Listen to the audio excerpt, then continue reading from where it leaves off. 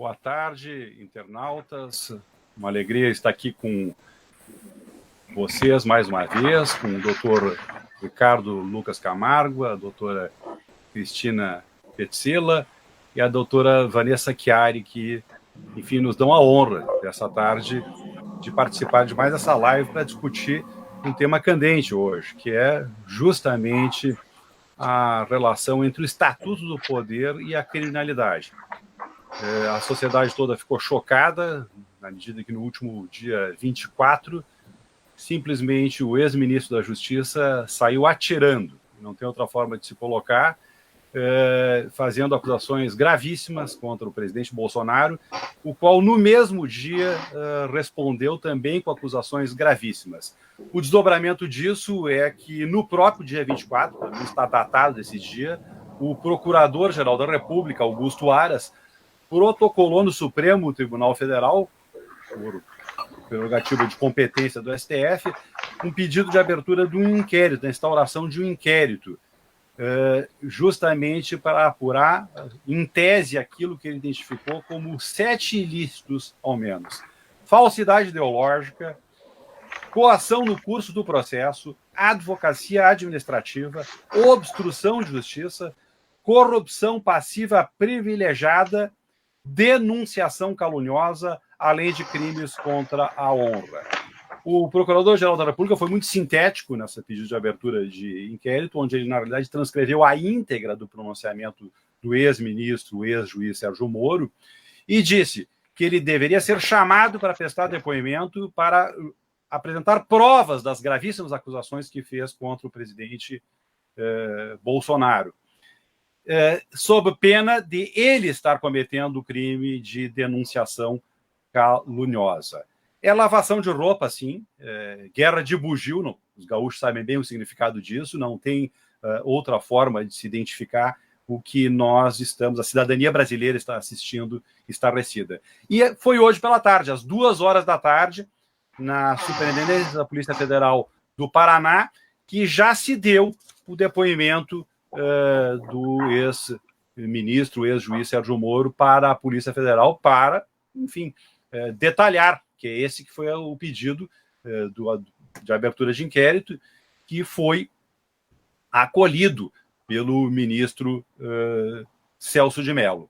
Da mesma forma, é importante se colocar que no último dia 30 de abril, o jurista Celso Antônio Bandeira de Mello, acompanhado por diversos outros juristas, entre eles Gisele Cittadino, Carol Proner, entraram com uma representação na Comissão de Ética Pública da Presidência da República, detalhando justamente a conduta em tese criminosa do ex-juiz Sérgio Moro, na medida em que ele relatou, nessa entrevista coletiva em que ele anunciou seu pedido de demissão, ciência de atos ilícitos, que ele já tinha conhecimento há muito tempo da parte do presidente da República. E, na realidade, ele não cumpriu o dever de integridade no exercício da função, e que é um dever de qualquer cidadão, ao tomar conhecimento de um crime, de reportá-lo às autoridades competentes para que fosse apurado.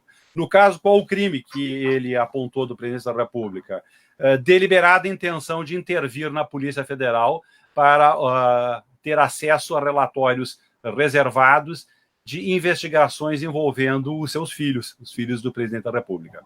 Então, como eu já disse, nós estamos aqui com uma pós-doutora pela Universidade da Califórnia, Universidade de Berkeley, o campus de Berkeley, que é a University of California, a doutora Vanessa Chiari, que nos dá a alegria de hoje compartilhar conosco algumas reflexões.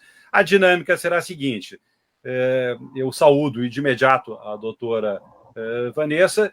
Logo após a saudação da doutora Cristina, eu passo a palavra para o doutor Ricardo Camargo, que irá coordenar os debates, que essencialmente serão através de indagações feitas pelo doutor Ricardo no primeiro momento, depois a professora Cristina Petzela, e, por último, eu retomaria a palavra para fazer uma indagação também. Com isso, nós teremos 1 hora de live, e eu, de imediato, portanto, para uma saudação inicial, passo a palavra à doutora Vanessa. Uma boa tarde a todos e todas que nos acompanham hoje, né? Também queria saudar os queridíssimos colegas Ricardo, Cristina, Paulo, com quem eu divido esse painel para discutir questões extremamente relevantes no que diz respeito à política, mas que têm implicações jurídicas muito significativas e até dentro dessas repercussões criminais, né? Isso tudo é importante ser debatido e discutido porque são situações que geram profunda insegurança na população como um todo, né? A impressão que nós temos como cidadãos, de um modo geral, é de que as pessoas não sabem nem muito bem em quem elas podem confiar. Então, é uma crise de institucionalidade em virtude da irresponsabilidade de alguns agentes políticos, né? Então, acho que nós temos muitos assuntos a serem debatidos e será uma grande satisfação poder, na medida das minhas possibilidades, contribuir com esse importante debate. Obrigado, professora Vanessa. Eu passo de imediato a palavra para a professora Cristina para fazer a sua saudação inicial. A professora Cristina, que é assim como o professor Ricardo e a professora Vanessa, são todos professores da Faculdade de Direito da Universidade Federal do Rio Grande do Sul. Professora Cristina, com a palavra. Olá a todos, é um prazer estar compartilhando essa live com o Paulo Torelli, com a Vanessa Chiari e o Ricardo Antônio Lucas Camargo.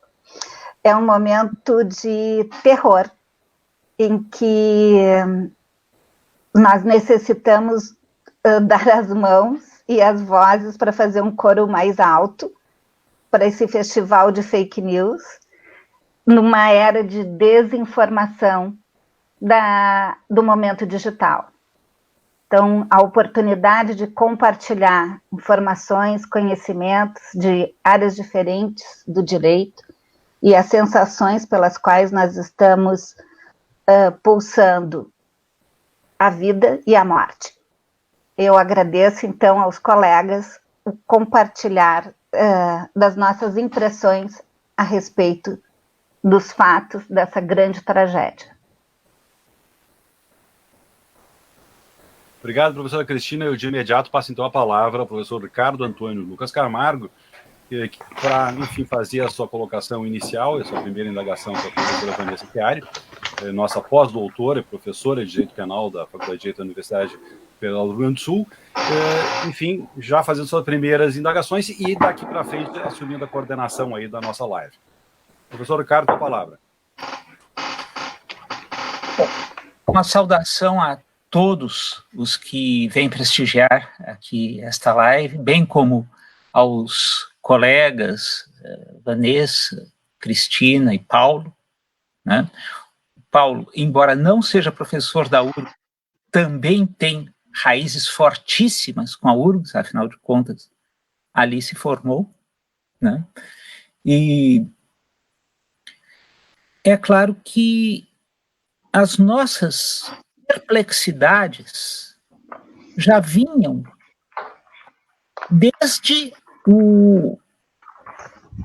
na realidade, o primeiro das eleições de 2018, porque qualquer que fosse o resultado, não se esperava que, de repente, viesse a fazer eco numa parcela expressiva da sociedade brasileira, um discurso que, na realidade, nega não apenas uma política ou um determinado projeto, mas a civilização em si.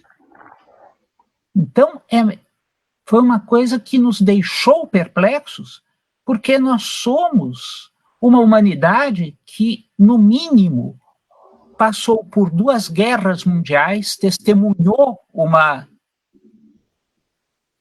explosão atômica, ou melhor, 2 explosões atômicas que destruíram 2 cidades e testemunhou várias catástrofes que deveriam, no mínimo, fazer com que se refletisse um pouco mais a respeito dos famosos discursos chamados discursos de ódio, os discursos que, ao cabo, negam a humanidade àquele que não é dos nossos. E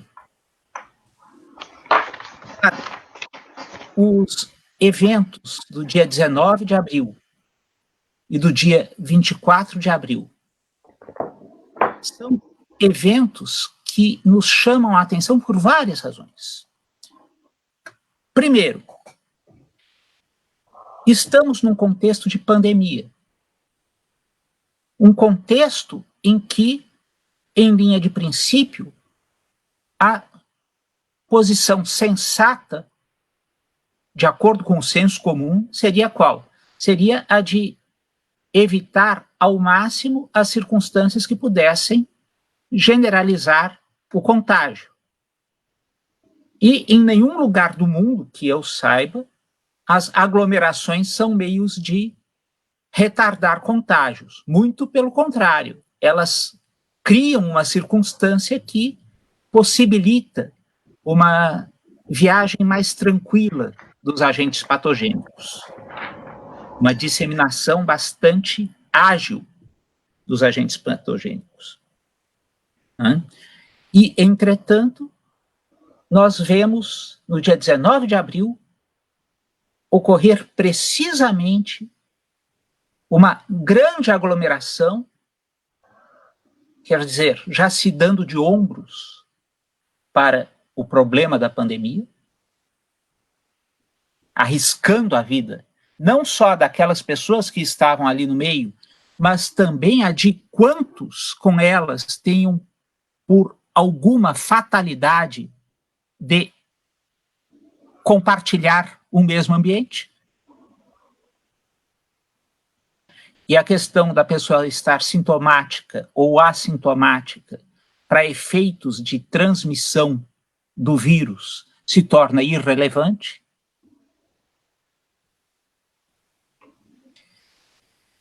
Por outra banda, nós vimos ali, além deste desprezo pela possibilidade de aumentar a velocidade do contágio, também o desprezo pela experiência democrática, a partir do momento em que se clamou pela destruição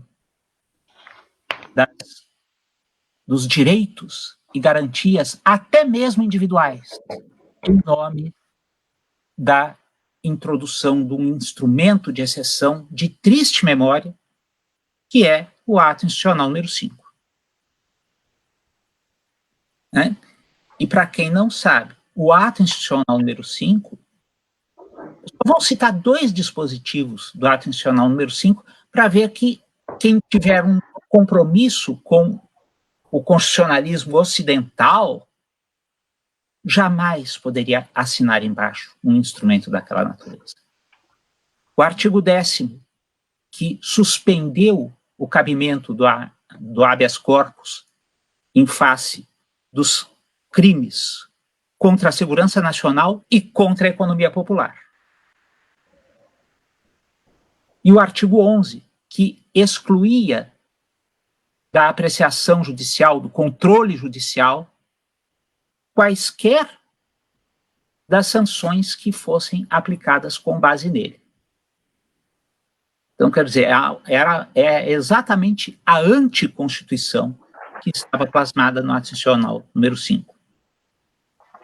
Obra do professor Luiz da Gama e Silva, da Universidade de São Paulo, que se autoproclamava um bom católico, diga-se de passagem. Pois bem. E ao lado dos problemas da pandemia, vieram muitos outros problemas que não tiraram férias. Problemas que já estavam presentes e que, entretanto, pareciam não ser absolutamente da competência do ministro da Justiça. E problemas que tocavam efetivamente a temas de segurança, e temas de segurança que extrapolavam em muito a competência das autoridades estaduais.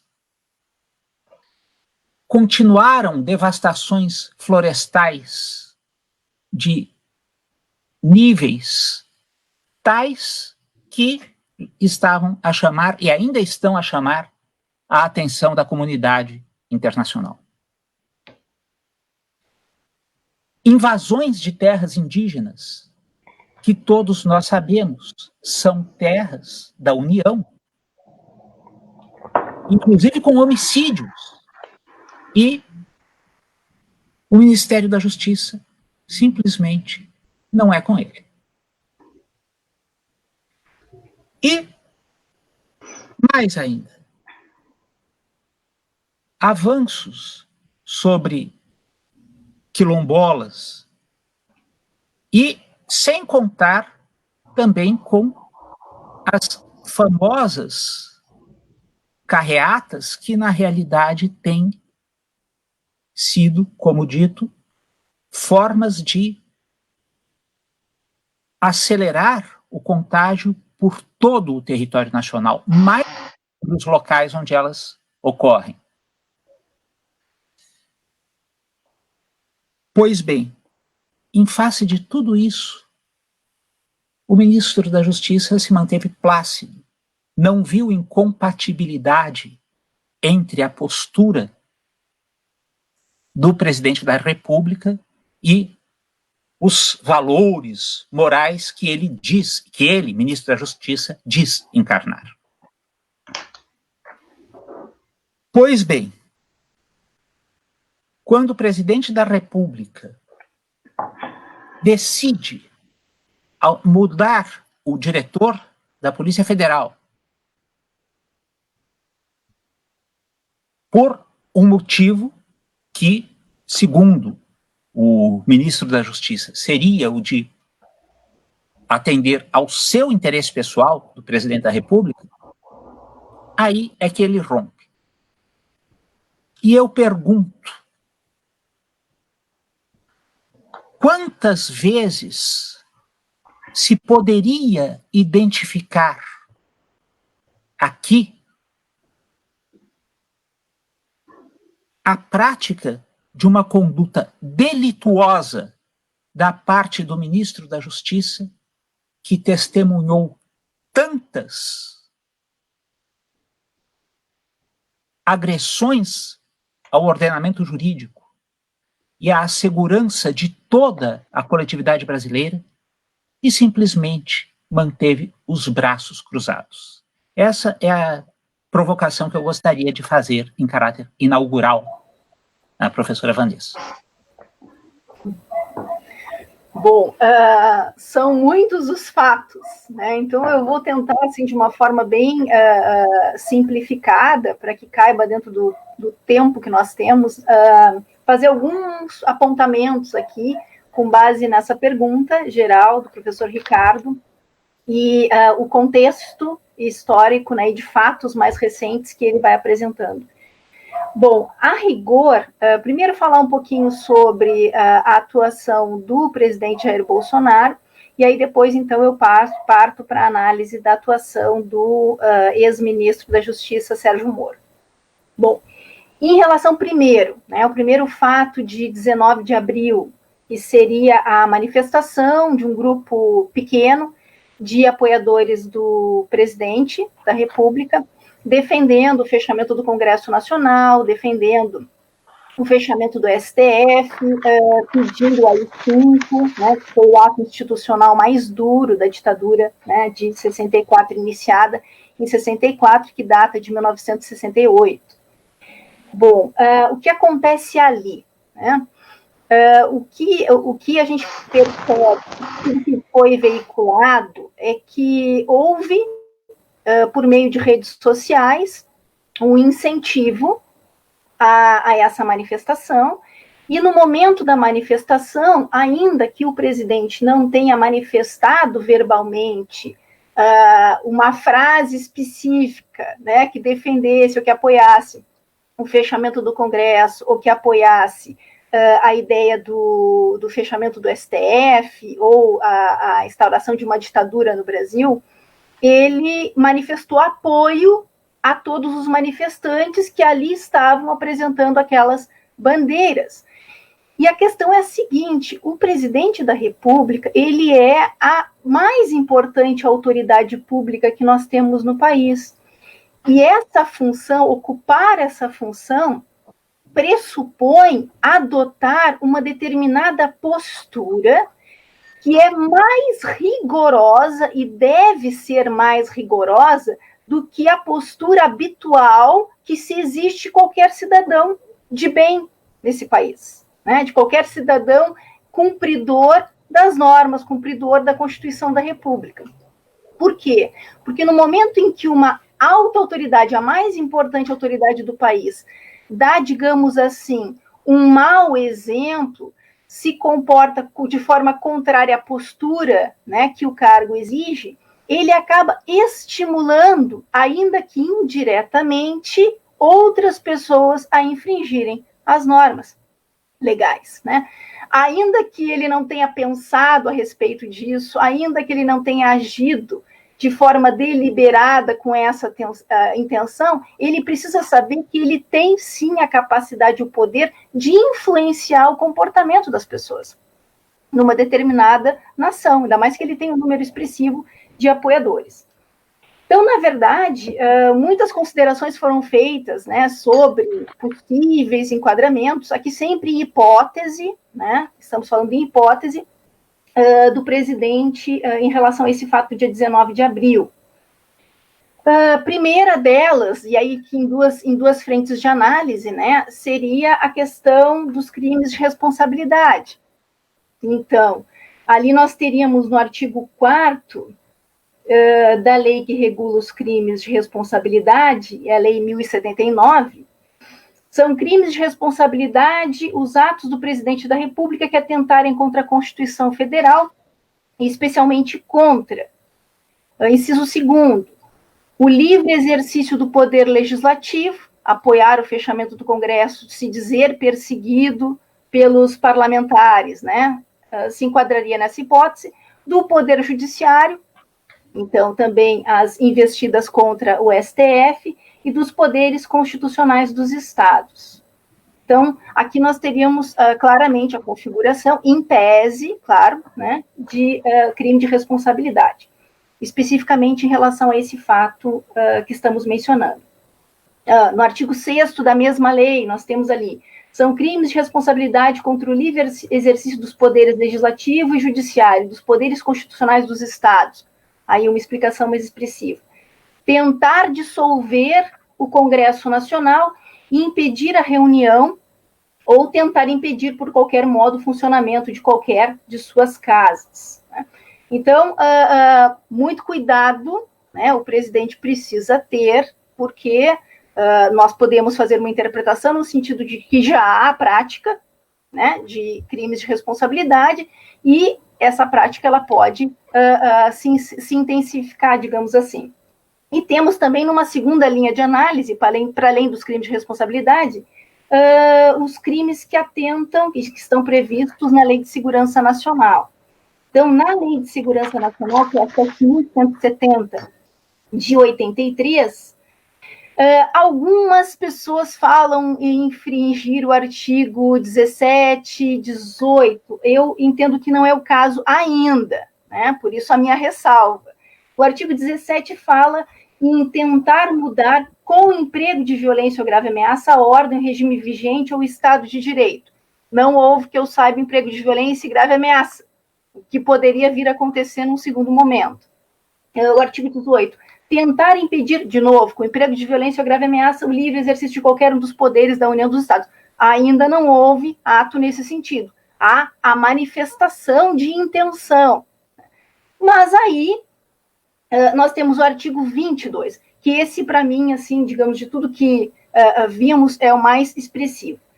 Fazer em público, isso pode ser via rede social, pode ser pessoalmente, propaganda, artigo 22, de processos violentos ou ilegais para alteração da ordem política ou social, de discriminação racial, de luta pela violência entre as classes sociais, de perseguição religiosa. E, no inciso 4º, de qualquer um dos crimes previstos nessa lei, né? Então, fazer, digamos, a apologia, a propaganda pública de qualquer um dos crimes previstos na Lei de Segurança Nacional é, por si só, um crime contra a segurança nacional previsto no artigo 22. Isso somente em linhas gerais em relação às manifestações do dia 19. E, claro, nós teríamos também, aí aqui o professor Ricardo mencionou o caso da preocupação que nós temos, né, com o avanço da Covid-19 no nosso país. Nós teríamos também lá no Código Penal o artigo 268 do Código Penal, que prevê a infração de medida sanitária preventiva, infringir determinação do poder público, no caso do Ministério da Saúde, destinada a impedir introdução ou propagação de doença contagiosa, né? Então, temos aí também um crime comum previsto no Código Penal. Isso, simplesmente, assim, mencionando em linhas gerais algumas das situações referentes aos atos do dia 19. Né? Bom, em relação depois ao segundo fato, né, que seria os pronunciamentos impressionantes, né, que aconteceram no dia 24, primeiro o pronunciamento do ex-ministro da Justiça, Sérgio Moro, e depois, na sequência, no mesmo dia, o pronunciamento do presidente da República, Jair Bolsonaro. E nós vamos observar aqui.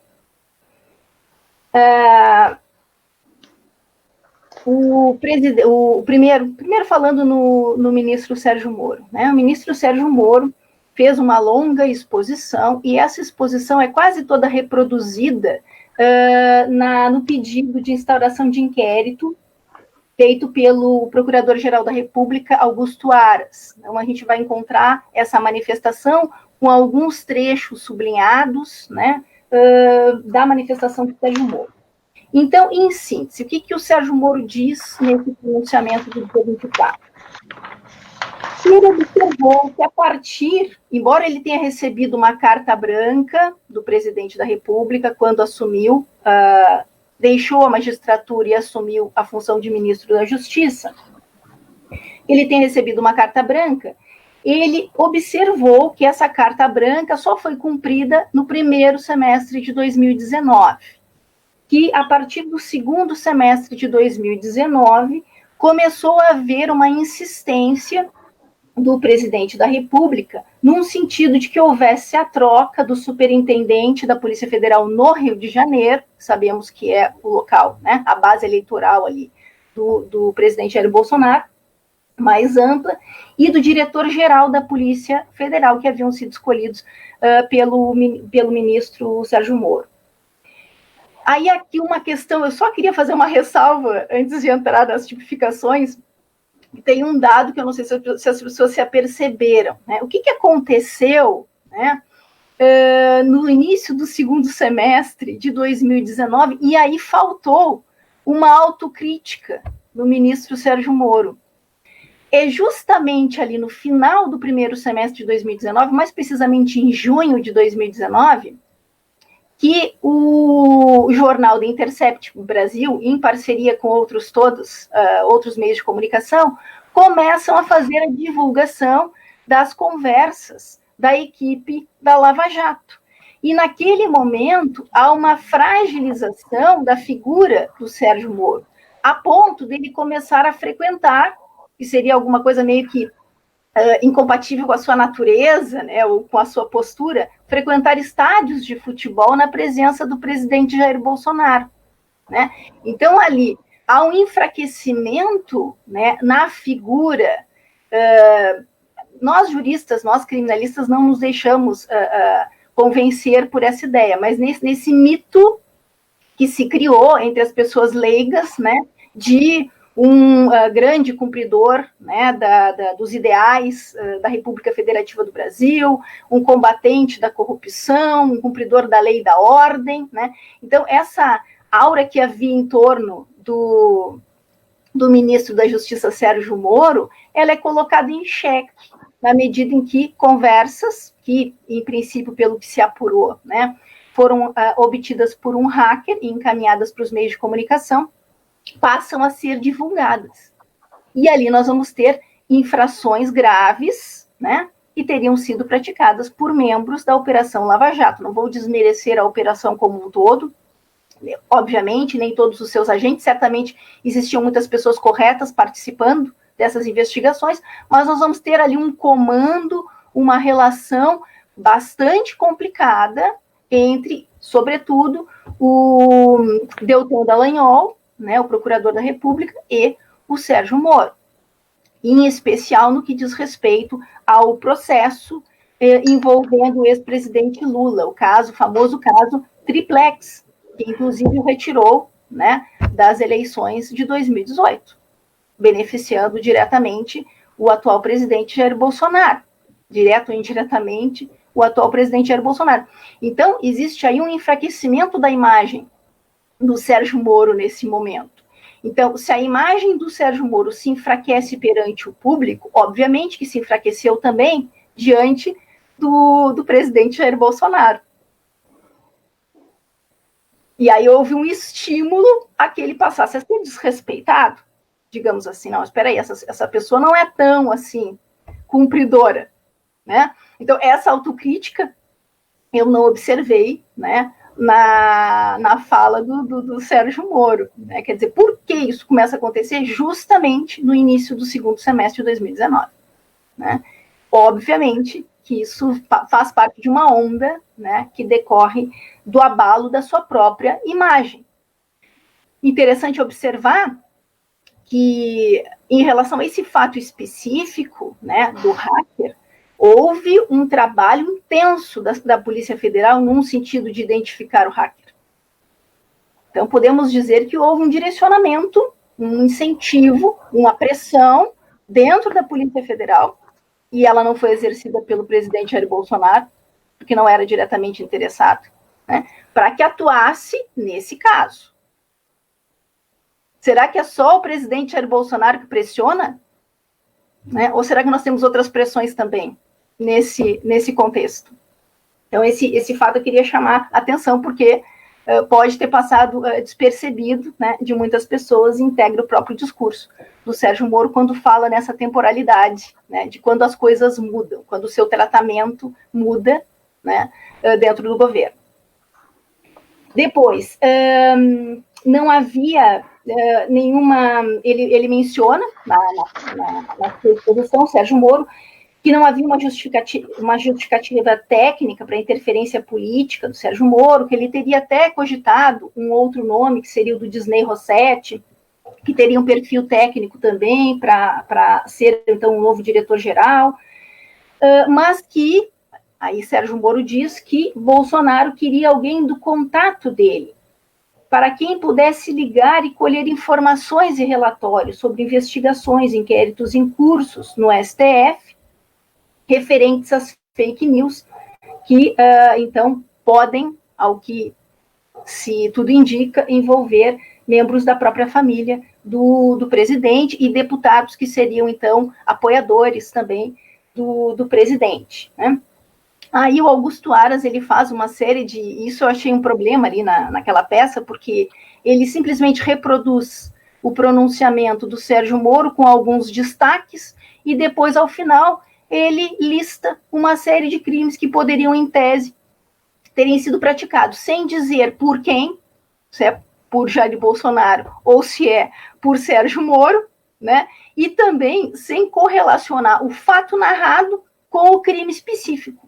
Então, ali, nós observamos uma série de sobreposições ali de tipos penais nessa lista geral que ele faz e que é difícil analisar, porque os tipos não estão relacionados aos fatos narrados. Claro que nós poderíamos, com base nessa declaração, partindo do pressuposto de que essa declaração é verdadeira, falar em advocacia administrativa, do 321 do Código Penal, em obstrução da justiça, né, da lei de organizações criminosas. Aí, se ou ficar comprovado que há uma central de fake news e que essa central configura, né, uma organização criminosa, então nós poderíamos também falar em obstrução da justiça, né, com base nessa lei específica.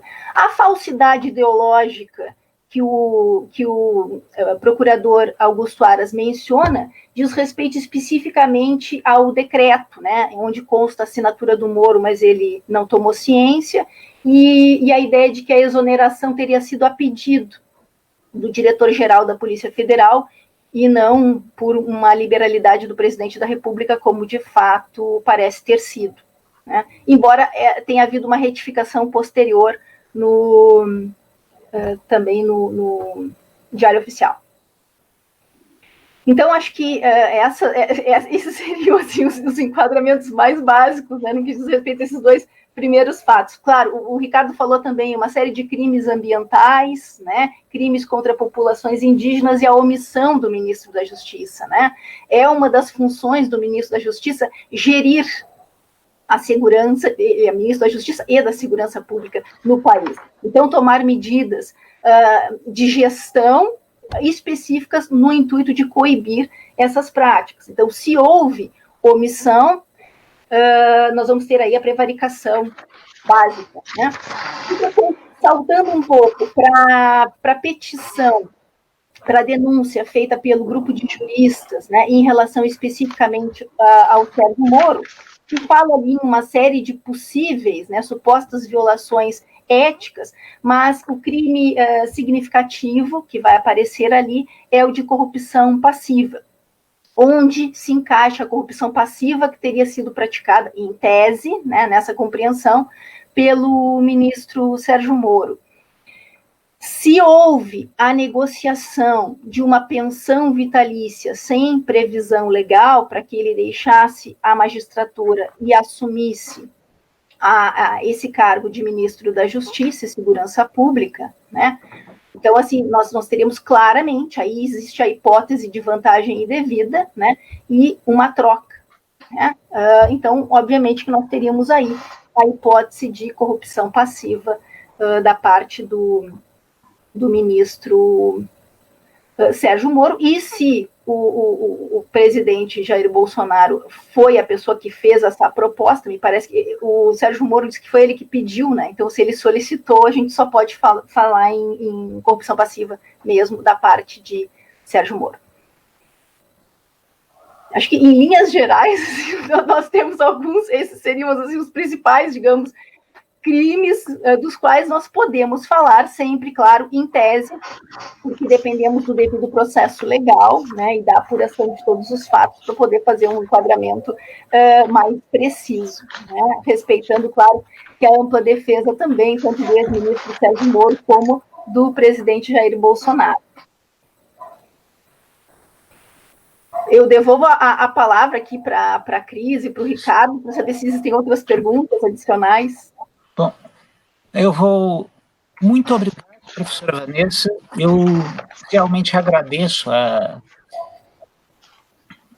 sua explanação, sobretudo porque ela avivou a memória de dados relevantes que tinham simplesmente passado ao largo, né? E que, mais uma vez, mostram o quanto a falta de compreensão de que a gestão da coisa pública não é a mesma coisa que a gestão do patrimônio privado pode conduzir realmente a consequências que não são nem um pouco engraçadas. E agora eu vou passar a palavra à professora Cristina Cerezer Petzela, que teve a sua dissertação de mestrado orientada pelo professor Luiz Afonso Reck, na URGS, foi a primeira mestra sob a orientação do Reck, diga-se de passagem, e doutora pela Universidade Federal do Paraná. Por sinal, a mesma em que se doutorou a professora Vanessa, né?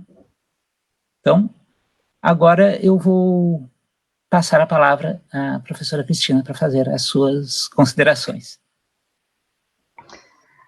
Boa tarde a todos. Professor Ricardo, meu colega, querido amigo, Paulo Torelli, professora Vanessa. Depois do brilhantismo da exposição da penalista, da professora e pesquisadora, pós-doutora, é sempre um trabalho redobrado conversar sobre essas questões. Mas vamos lá. O que me cabe aqui nesse primeiro momento é enfrentar o que começou a se chamar de fake news. O que são fake news? São notícias falsas publicadas com o objetivo de intencionalmente desvirtuar os fatos e ter algum benefício com isso. O primeiro benefício que se pôde visualizar foi na esfera eleitoral, lá em 2016, nas eleições presidenciais estadunidenses. Então, nós verificamos, claro, que as fake news existem há mais tempo, e as notícias, as meias-verdades, os fatos trazidos à tona de uma forma direcionada e intencional, eles sempre existiram, em qualquer época, em qualquer momento. Por que a chamada sociedade da informação torna esses fatos, essas notícias mais importantes? Nós estamos diante da chamada sociedade da informação, sociedade informacional, e essa sociedade, ela também pode ser chamada da sociedade da desinformação, porque existem várias bolhas e filtros, e nós não nos comunicamos de forma democrática pelas plataformas informacionais. Nós temos um duopólio do Facebook, salve o Facebook, que nos permite essa live, e o Google, né? Mas a nossa comunicação, ela passa por um filtro, por uma bolha, e ela não acessa todos de forma igualitária. E nós temos e verificamos pelos veículos de comunicação um chamado gabinete das fake news. Então, existe um grupo de pensadores de estratégia de difusão de informação irreal, comprovadamente irreal. Mas existe um lapso de tempo quando eu jogo nas redes sociais essa informação e depois eu descubro que não há medicamento nenhum para o corona. Então não adianta inventar que existe, mas quando eu invento que existe, a população brasileira, ela é hipocondríaca, ela se atira e compra. E aqui nós temos uma relação de consumo estimulada por uma fake news. Nós estamos vivendo num momento de pandemia e que nós temos um sentimento de pânico e de medo, muito propício à manipulação de uma população desinformada e vulnerável, altamente vulnerável. Eu tenho o hábito, não sou como os 3 colegas que compõem essa mesa, essa sala de discussão, pós-doutora. Espero fazer parte desse grupo em breve. Mas eu tenho o hábito de assistir os telejornais, e eu assisti um telejornal chinês. Eu nunca tinha assistido um telejornal chinês. E eu vi que drones comunicavam às pessoas na China que elas não podiam estar na muralha da China. Eu, sem entender chinês, via que as pessoas olhavam para um drone e saíam desesperadas. Aquilo me pôs em alerta. E no Brasil ninguém comunicava nada sobre coisa nenhuma. Nós estamos, do primeiro caso diagnosticado de corona, num determinado momento dessa pandemia. Então, quando a gente compara a infelicidade do número enorme de mortos, e vem o atual ministro da Saúde comparar com um momento diferente de outros países, sem verificar um detalhe muito importante, que eu não posso comparar coisas diferentes. Eu não posso comparar a deflagração de uma epidemia que começou há 90 dias num lugar e 60 dias do outro, e essa curva de disparo e alarmante das mortes. Eu me recordo que há anos atrás se tornou popular um filme em que não haviam botes salva-vida para todas as pessoas que estavam no navio. E aquilo me causou uma revolta muito grande, porque diziam que eram as mulheres e as crianças que teriam que entrar e usufruir da chance de sobrevida. E onde tem uma vida, tem um direito inalienável. Nós não estamos fazendo testes no Brasil.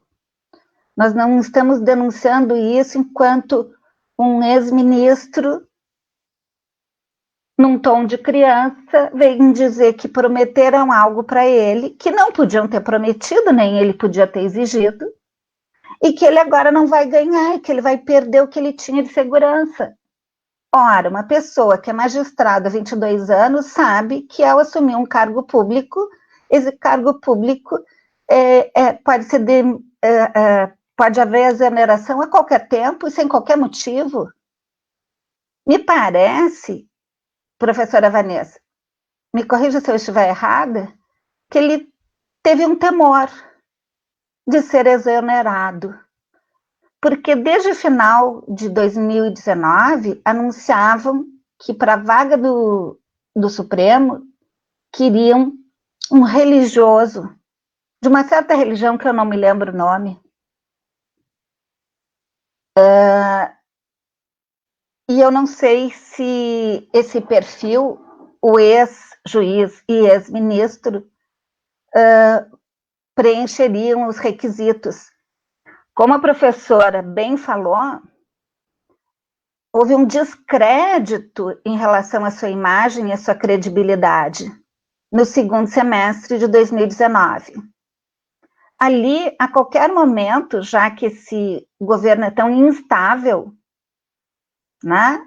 É muito comum a gente ver o atual presidente dizer uma coisa, minutos depois ele diz, mas eu estava brincando, era uma brincadeira. É como se eu pegasse uma pessoa com uma ferida na perna e chutasse na canela dela e disse, foi sem querer. Nós estamos diante de uma tempestade, de uma grande tempestade. Só que as condições de enfrentar essa tempestade são diferentes. Nós temos pessoas trabalhando no sistema, e aqui eu já rendo a minha homenagem aos trabalhadores que estão na linha de frente, e vou começar pelos jornalistas, vou começar pelo pessoal da comunicação, vou começar pelos lixeiros, vou começar pelo pessoal do correio, pelos motoristas das estradas que abastecem o sistema das redes de supermercado, pelo pessoal que não deixou de plantar, e vou me dobrar ao pessoal da saúde, que por vezes, em condições desumanas, tem trabalhado e tem contraído esse vírus. Então, para tentar encaminhar uma pergunta, e já trazendo toda a minha aflição, né, nesse atual momento, porque nessa tempestade nós estamos numa condição de privilégio. Nós podemos trabalhar ou desenvolver de forma limitada as nossas atividades, porque nós temos a internet, um computador, e a gente pode fazer isso em casa, mas boa parte da população economicamente mais vulnerável não tem essa chance. E nós só temos uma forma de sobreviver a essa situação. Ter um tanto de serenidade e tranquilidade para enfrentar isso. E uma boa alimentação. Só que boa parte da sociedade não tem rede de esgoto, nem de água, que dirá a potência, a possibilidade de ter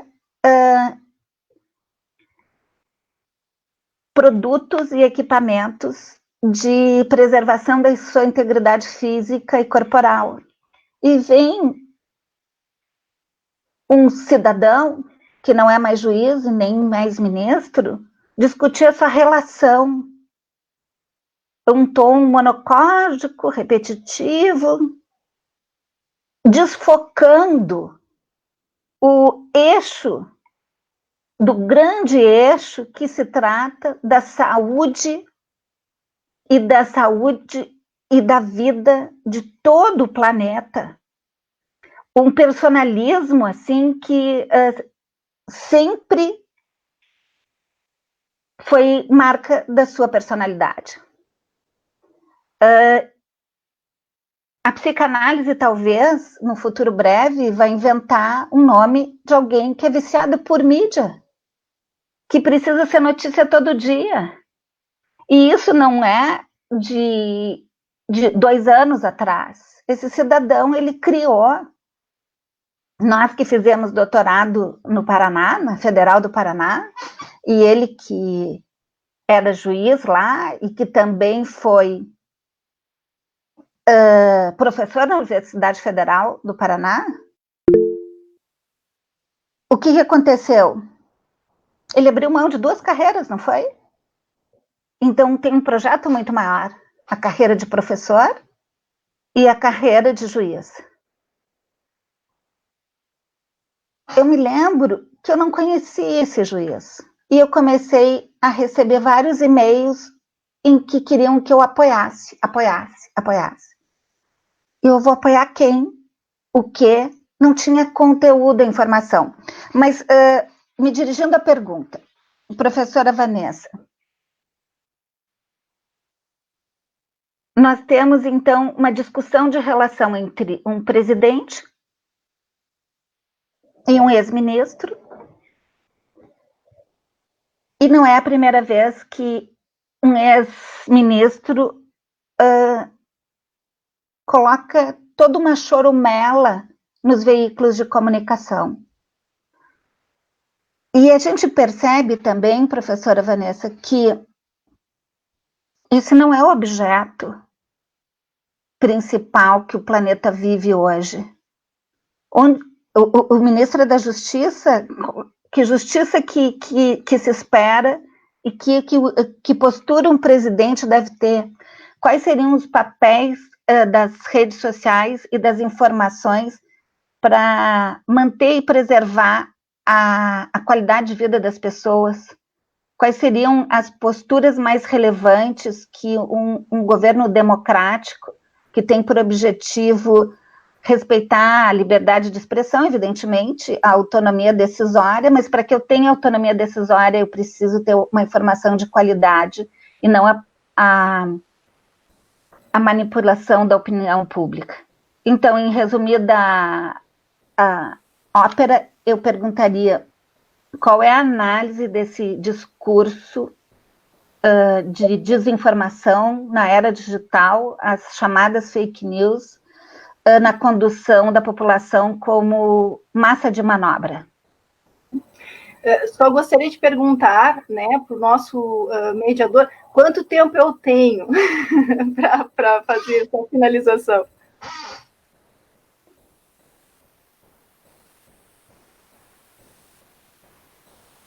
Dez minutos?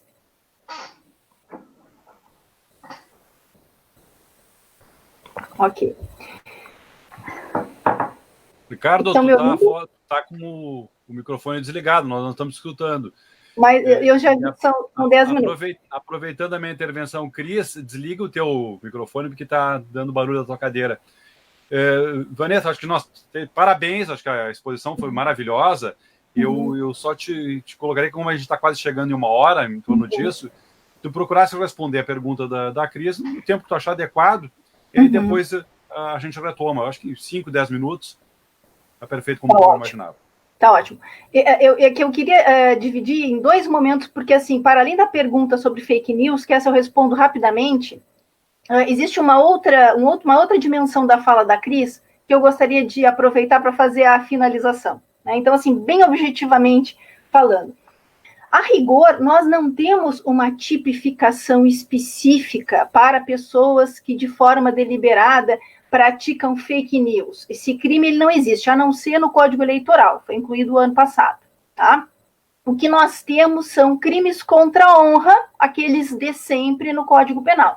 Então, se alguém, né, produz uma notícia falsa que viola a dignidade, a reputação de alguém, dependendo do conteúdo dessa notícia, poderá ser enquadrado em calúnia, artigo 138 do Código Penal, quer dizer, se imputar falsamente, de forma mentirosa, a prática de um crime. Pode ser difamação, quer dizer, fato ofensivo à reputação. Tivemos aí o episódio, aquele da mamadeira, com órgão sexual masculino, né, em relação ao ministro da Educação na época, que era o Fernando Haddad, né, difamação. Ou injúria, que é o xingamento deliberado, quer dizer, não é uma manifestação de opinião, entendo que fulano faltou com a verdade. Não, é algo com o intuito de abalar, né, a dignidade de uma pessoa, e seria injúria. Então, o que nós temos hoje são os crimes contra a honra, falando em matéria penal. Foi incluído, o ano passado, um artigo muito importante, na minha opinião, tá, por meio da Lei 13.834, agora do finalzinho de 2019, foi incluído no Código Eleitoral Brasileiro o artigo 326-A. E esse artigo criminalizou a chamada denunciação caluniosa eleitoral. Então, dar causa à instauração de investigação policial, processo judicial e investigação administrativa, de inquérito civil ou ação de improbidade administrativa, atribuindo a alguém a prática de crime ou ato infracional de que o sabe inocente, aí a mentira, né, com finalidade eleitoral. Então, hoje nós temos a denunciação caluniosa eleitoral, prevista como crime, com pena de reclusão de 2 a 8 anos, no Código Eleitoral. E temos a denunciação caluniosa do Código Penal também, né, que é uma conduta que absorve os crimes contra a honra, quando, para além de formar opinião, de manipular a opinião pública, você faz com que um procedimento investigativo, um inquérito, um processo seja iniciado, né, de forma indevida. Agora, é importante ficar muito claro que todos esses crimes, denunciação caluniosa comum do Código Penal, denunciação caluniosa eleitoral do Código Eleitoral, esse tipo penal recente, e os crimes contra a honra são todos dolosos, ou seja, são todos intencionais, né? Então, bom, se nós temos uma central que produz fake news, obviamente que essas pessoas estarão enquadradas nesses tipos penais. Agora, existem muitas pessoas que compartilham, a população de um modo geral, induzidas em erro, enganadas. Então, se essas pessoas estão agindo, no máximo por negligência, a gente não pode atribuir sequer esses dispositivos, dizer que elas infringiram dispositivos penais, porque estão, digamos assim, colaborando para difundir as notícias falsas, porque provavelmente imaginam que são verdadeiras, né? Nós sabemos que nós temos uma população pouco instruída, né? Nós precisamos ainda fazer a grande revolução do país, que é a revolução educacional. Então, não se pode colocar todos nesse mesmo contexto. Agora, se ficar comprovado que existe uma organização criminosa, né, com todos os requisitos que a lei de organizações criminosas exige, que tem a única função de produzir fake news para manipular a opinião pública e difamar pessoas e caluniar pessoas, certamente nós temos aí uma série de crimes, né? Temos a organização criminosa, a formação, né, de uma organização criminosa, e nós temos, ou associação, e nós temos os crimes contra a honra, ou denunciação caluniosa, dependendo do conteúdo e do desfecho, né, que essa fake news produziu. E agora, mais recentemente, para as próximas eleições, agora municipais, nós vamos ter pelo menos essa ressalva, né, essa proteção do tipo penal da denunciação caluniosa eleitoral, que realmente fazia falta.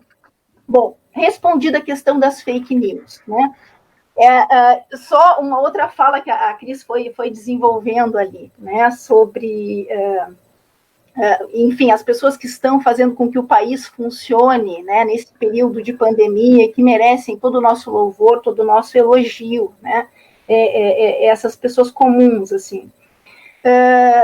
Vejam só, duas coisas eu queria destacar. Uma é a seguinte: as instituições, graças aí que as instituições públicas, graças aos servidores públicos, sejam os cargos em comissão comprometidos com o Estado, sejam, sobretudo, os servidores concursados, que estão sendo extremamente desprestigiados, são eles que estão fazendo com que a máquina pública, apesar de tudo o que está acontecendo, continue funcionando. Então, o nosso louvor também aos servidores públicos da saúde e de outros setores, né, da sociedade brasileira. Eu não vou ter tempo de desenvolver aqui, em virtude do pouco tempo que temos, né? Mas em relação ao que nós estávamos falando dos servidores públicos, e aqui levando para os delegados da Polícia Federal. Vamos pensar na Polícia Federal, são servidores públicos, são servidores qualificados, são pessoas que nós esperamos que tenham alta qualificação. Será que um delegado da Polícia Federal se deixaria corromper e pressionar, né, por um superior hierárquico? O próprio Sérgio Moro disse que não. Mencionou um episódio de uma troca, de uma tentativa de troca do diretor da Polícia Federal que não resultou em nada, porque a corporação seguiu fiel às suas atribuições. E aqui tem uma questão técnica, né, que sempre me angustiou muito, que é a situação da excludente de culpabilidade da obediência hierárquica. Não estou me referindo a excludente da legítima defesa, dos policiais, que estava prevista no pacote anticrime, não foi aprovada, não. Essa está desde sempre lá no Código Penal.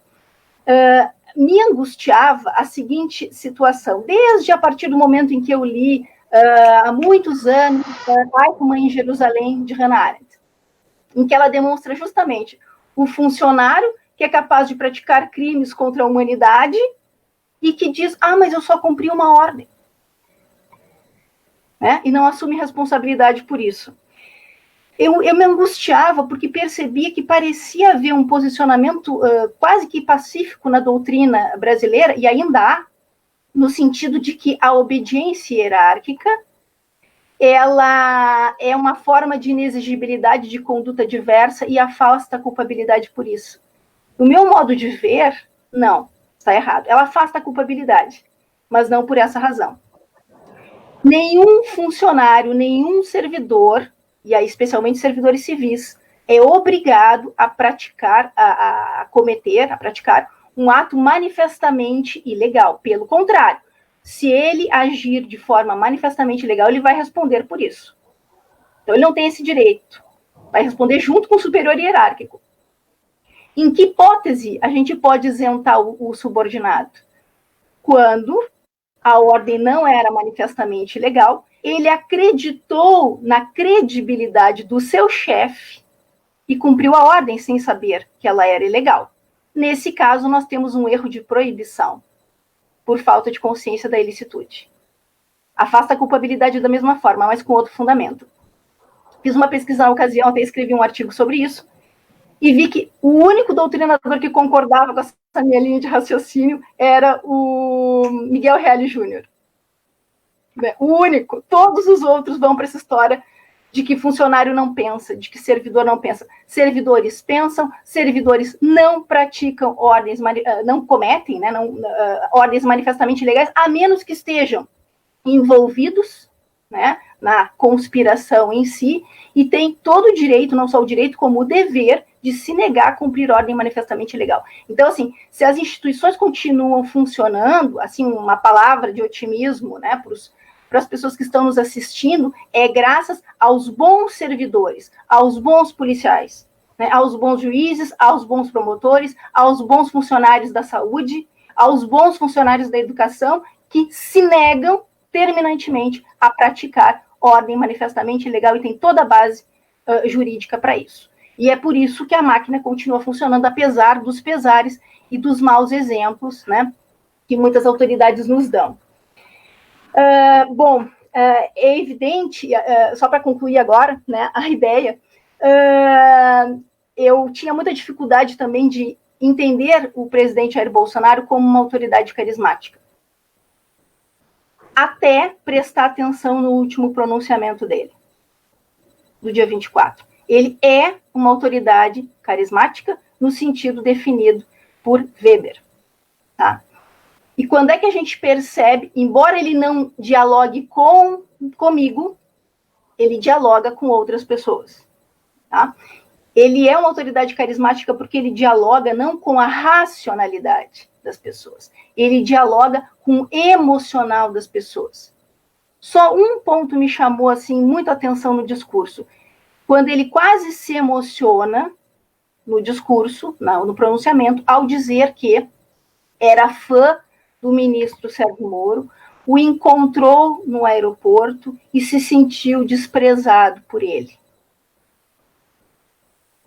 O ministro Sérgio Moro, na época juiz, também doutor em direito, como todos nós que estamos nessa live, né, que o desprezou. Quando ele diz isso, ele demonstra uma humanidade muito, que pode ser verdadeira ou falsa, não estou fazendo juízo de valor, sobre se é sincero ou não, mas ele dialoga com todas essas pessoas, Cris, que tu mencionaste na tua fala, ele dialoga com o porteiro que se sente desprezado, ele dialoga com a diarista que se sente desprezada, ele dialoga com o engenheiro que se sente menosprezado, não valorizado no seu ambiente de trabalho, ou preterido por outros que ele considera menos capazes, né? Então ele dialoga com toda essa massa, né, de pessoas que por N razões, independentemente de extrato social e de formação, se sentem de alguma forma desprestigiadas, e isso explica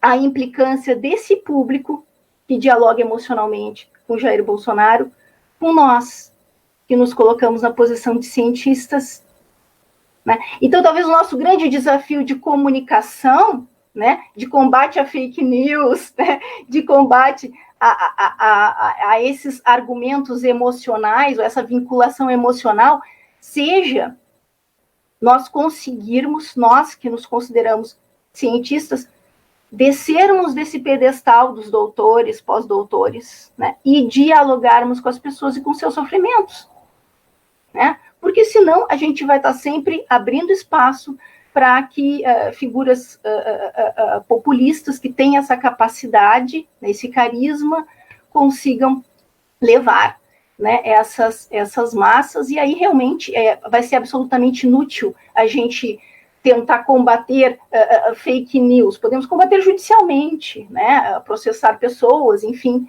mas a gente não consegue mudar a opinião, né, porque isso não passa por uma racionalidade, isso passa por um sentimento, que é um sentimento muito profundo e que tem total relação com a história do Brasil. Obrigada. Muito obrigado, professora Vanessa. Fez uma belíssima explanação agora sobre a própria capacidade de convencimento que tem as fake news a partir justamente da emoção, que é muito bem trabalhada até pelo atual presidente da República, né? Não vamos dizer aqui se estamos de acordo ou não com a postura dele e tal, mas que ele sabe como explorar as emoções mais elementares das pessoas que, com ou sem motivo, experimentam frustrações acachapantes, né?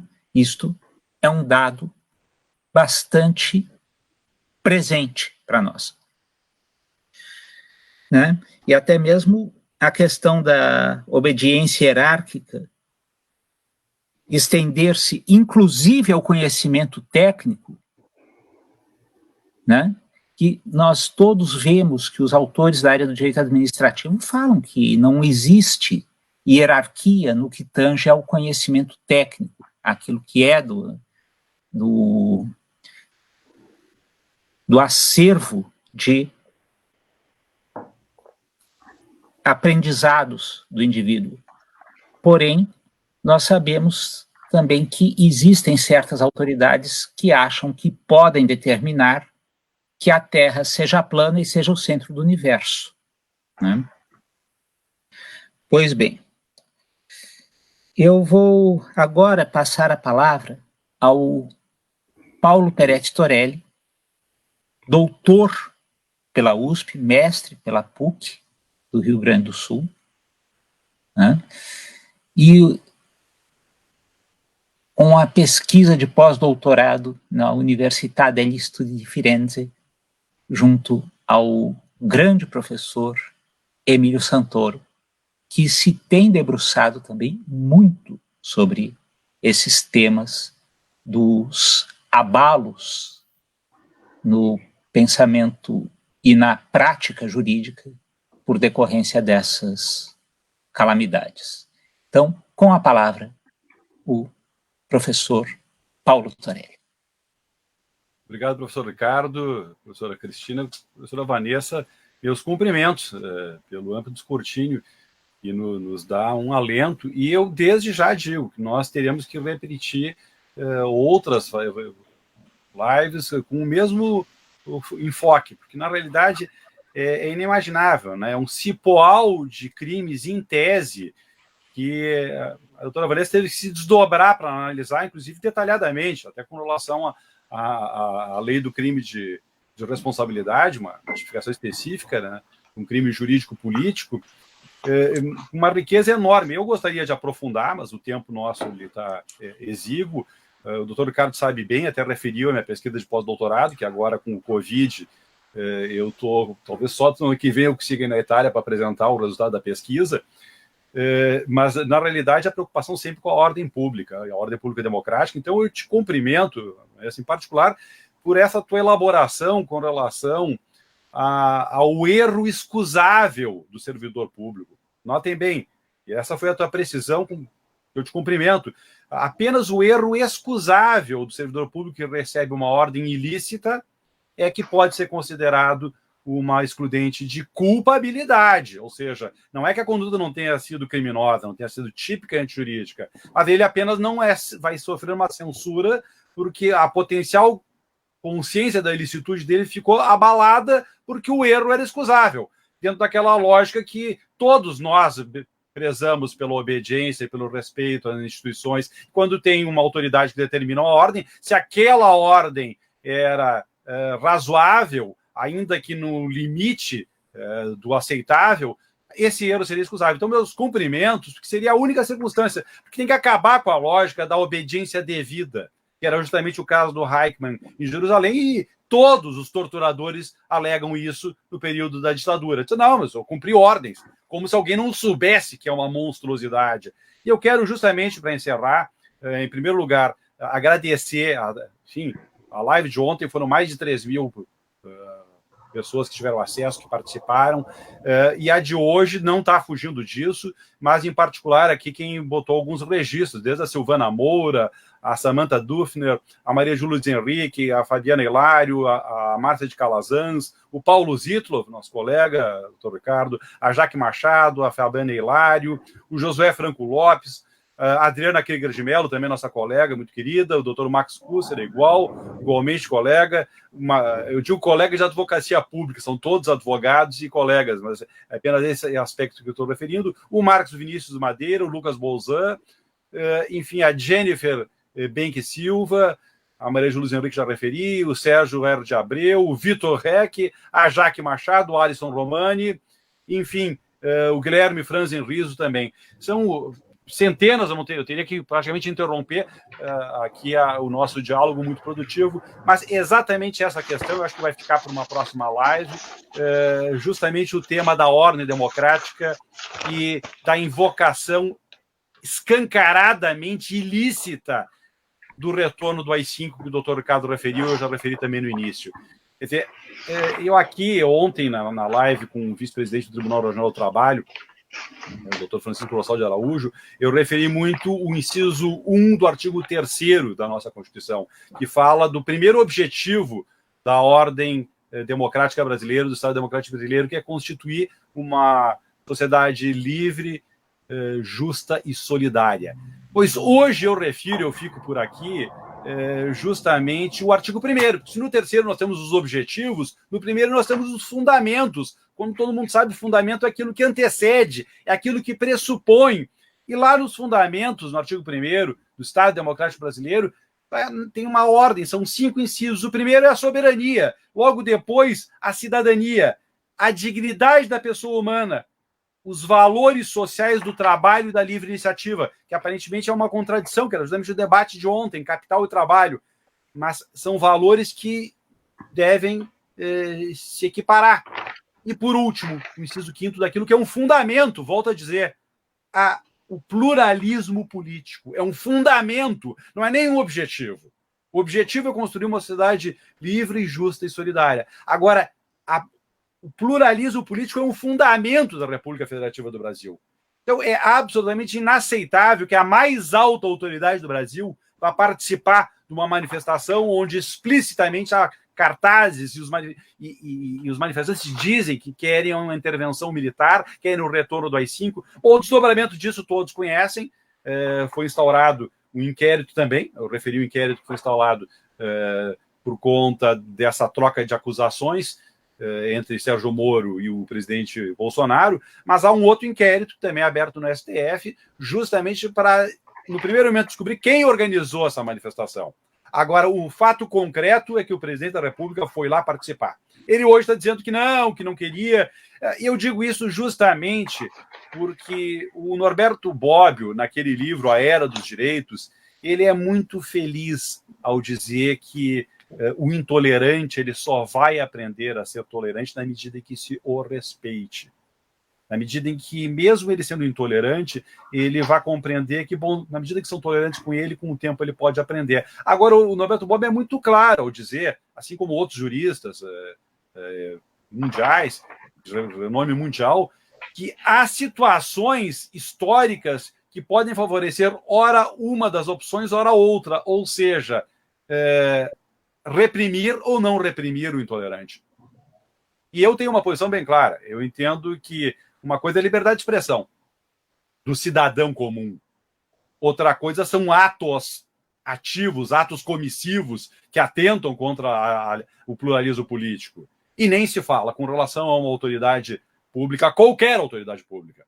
É inaceitável que faça a pregação da tortura, que faça a pregação do retorno de um regime de exceção, que é a negação da pluralidade. Lamentavelmente, isso é o que tem ocorrido. Então, eu só te provoco, sei que o tempo é exíguo, para fazer uma breve manifestação, retomando, talvez, a tipificação do crime jurídico-político que enseja o impeachment, né? Crime de responsabilidade, e também as considerações que tu entender cabível. Mas essa contribuição, te parabenizando, doutora Vanessa Chiari Gonçalves, pelo brilhantismo, pelo amplo descortínio, que nos permitiu ter uma maior compreensão, enfim, da situação trágica em que nos encontramos. Talvez na história republicana, diante dessa tragédia do Covid, como ontem eu dizia, é a primeira ameaça coletiva que o povo brasileiro experimenta, porque mesmo a Segunda Guerra Mundial ela se deu na Europa, e a própria Guerra do Paraguai, as batalhas se deram no Paraguai. Não houve uma ameaça coletiva, como pela primeira vez na história nós estamos vivenciando. E isso é que talvez coloque para nós a possibilidade de uma reflexão, para que nós trabalhemos pela força normativa da Constituição Republicana Brasileira e Democrática de 1988. Porque, na realidade, são as instituições democráticas que têm que operar e que têm que incidir nesse momento. E parece que estão funcionando. Aí o Sérgio Moro teve que... Quem imaginaria? Ele, ao entrar na Polícia Federal, foi hostilizado pelos apoiadores de Bolsonaro, chamando ele de traidor.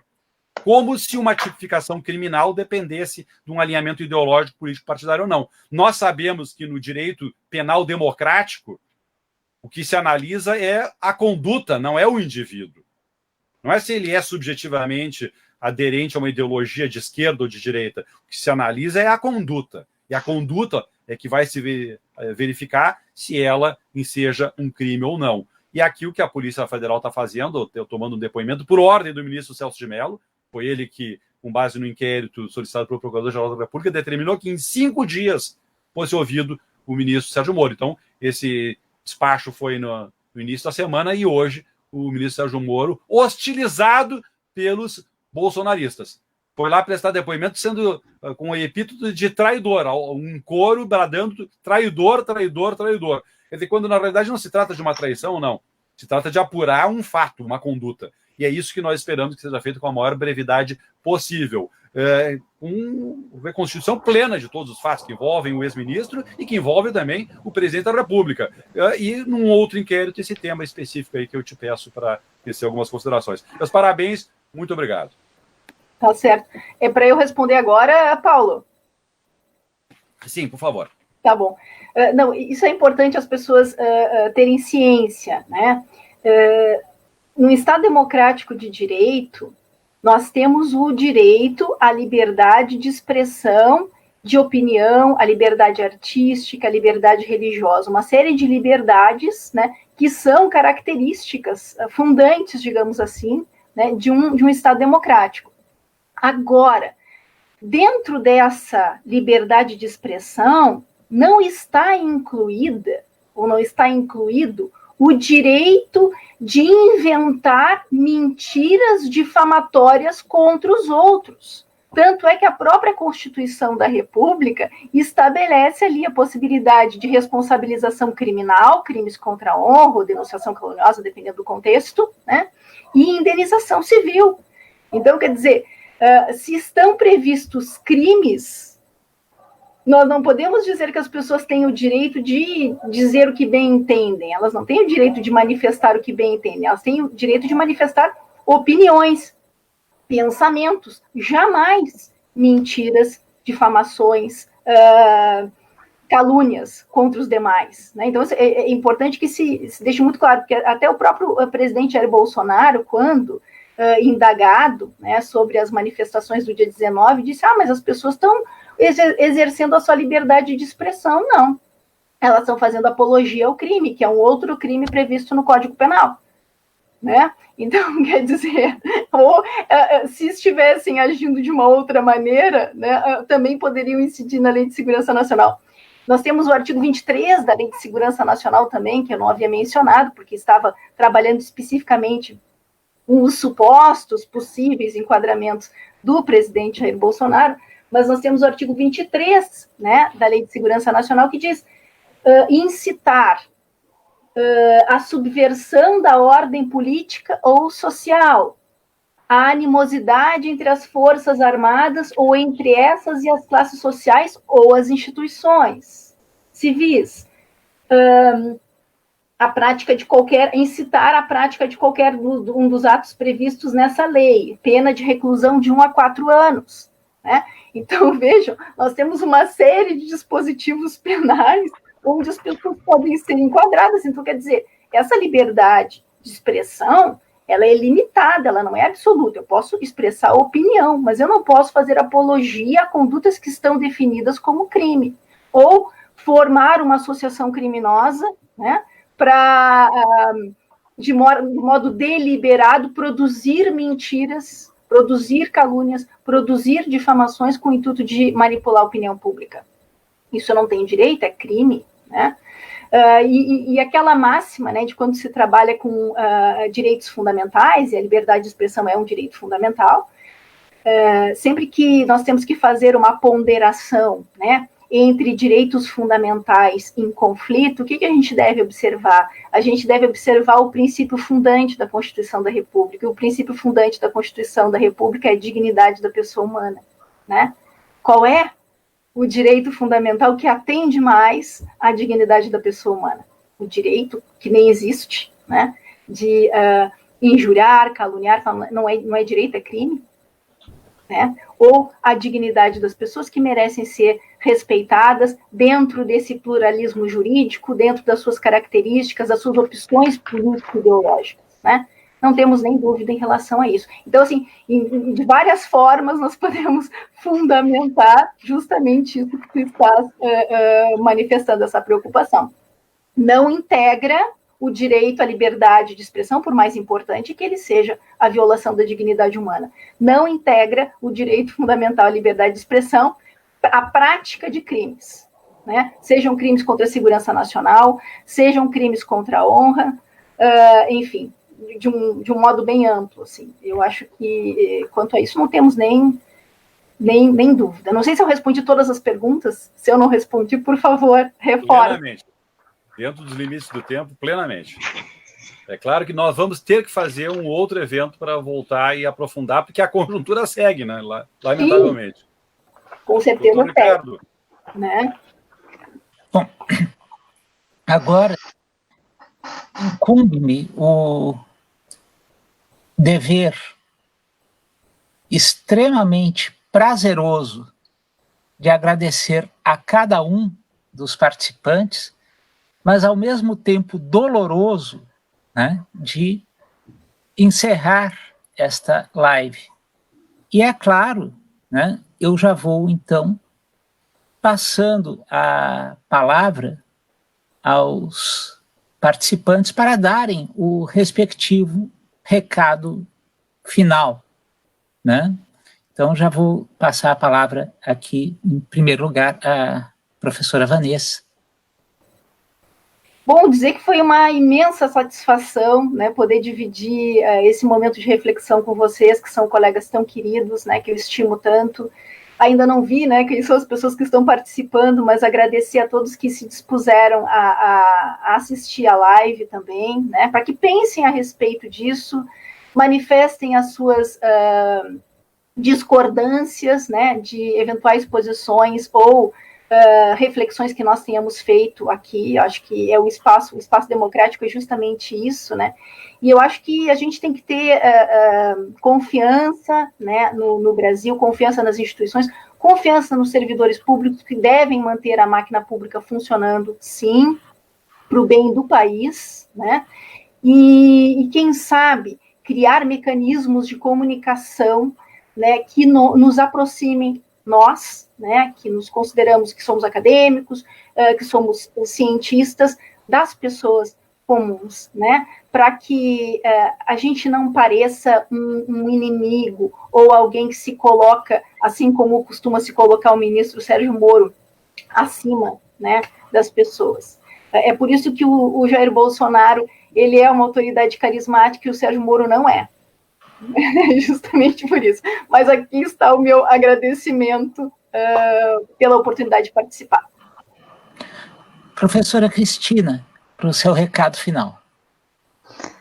Olha, foi um prazer muito grande compartilhar, ouvir, aprender, e eu não sei também quem foram os colegas, amigos, curiosos que nos ouviram, mas eu vou buscar saber.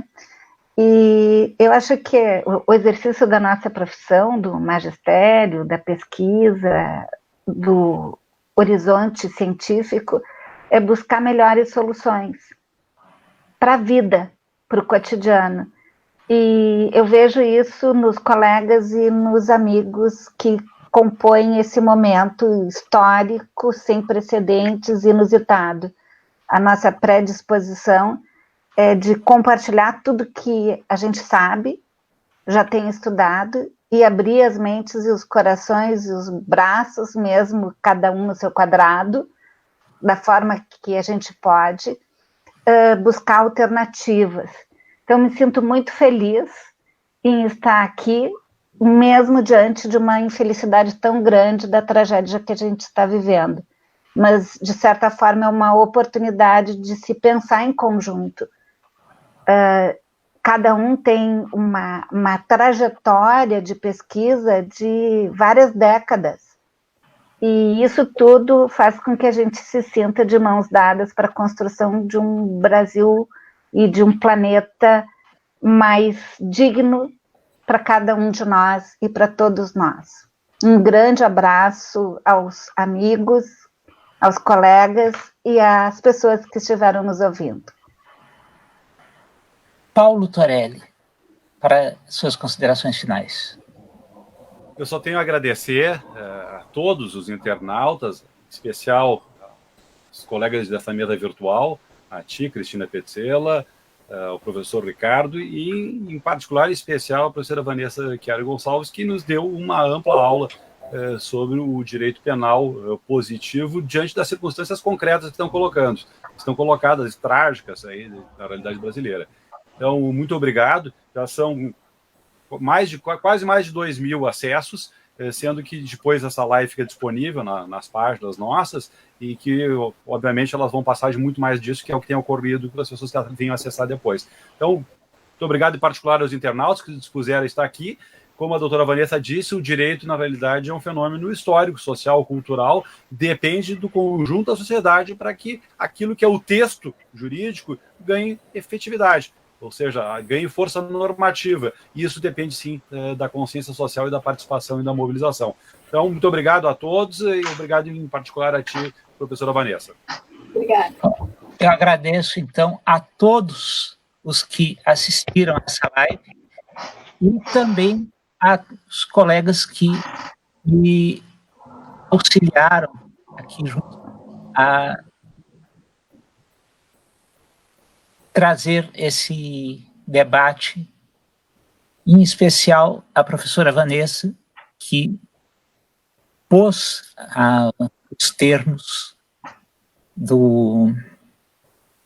os termos de um problema que é analisado normalmente sob um enfoque muito passional, dentro dos trilhos da necessária serenidade, que é efetivamente aquilo de que nós estamos precisando.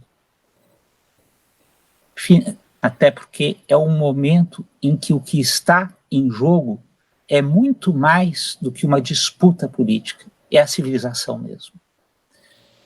No Brasil, é isto que está em jogo. Assim, agradeço professora Vanessa, professor Paulo Torelli, professora Cristina Petzela e aos que estão a assistir a esta live, prestigiando-nos. Então, cumpro o meu triste dever de dar por encerrada esta live.